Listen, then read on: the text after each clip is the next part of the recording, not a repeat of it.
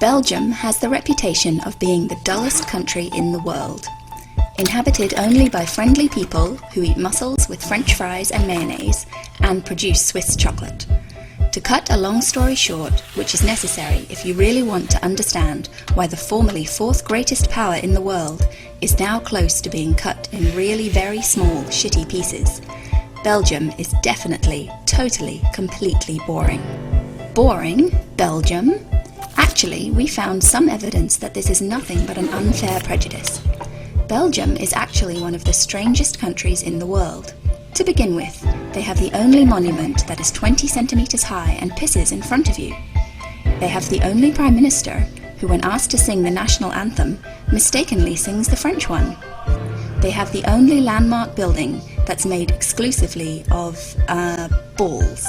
For over 150 years, Belgium has produced the best experts in engineering the most inefficient political structure. Belgium excels at making everything as complicated as possible, in their three national languages, Dutch, French and German. They have one central government. Then they have three regions, each with a government that has as much power as the central government. This is a very good way to make running the country totally impossible. Fortunately, only the region of Brussels in the centre is bilingual in French and Dutch. The Flemish region is monolingual in Dutch. Although there are administrative services for the French-speaking here, here, and here, and also here, and oh yes, here. And French-speaking citizens can be judged in French in the so-called BHV county, where a strong minority speak French. Wallonia is also a pure French-speaking territory. Well, except here, and also here, where the German-speaking minority lives. So, to deal with these numerous minorities, the Belgian Witloof technologists decided that three regions were not sufficient and added three additional structures called the communities. There are three communities, Dutch, French and German. Like the central state and like the regions, each community has a government and a parliament. And, for instance, the French community supply cultural and social services to the French-speaking people in Wallonia and in Brussels. But they may not supply any services to the 300,000 French-speaking fellows in Flanders, because Flanders is monolingual and foreign speakers must speak Dutch.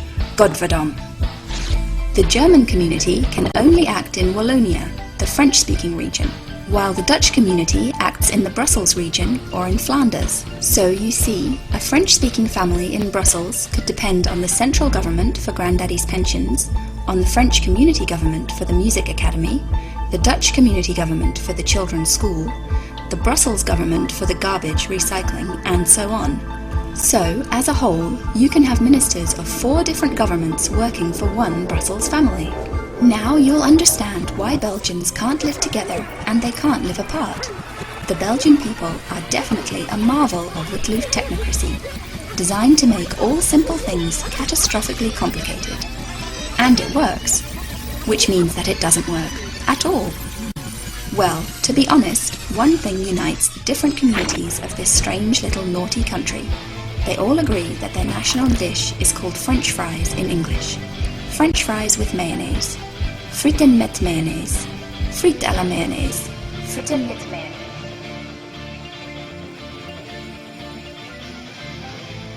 Oh, I forgot. Mr. Van Kouwenberg is a French politician, and Mr. Bourgeois is a Dutch politician.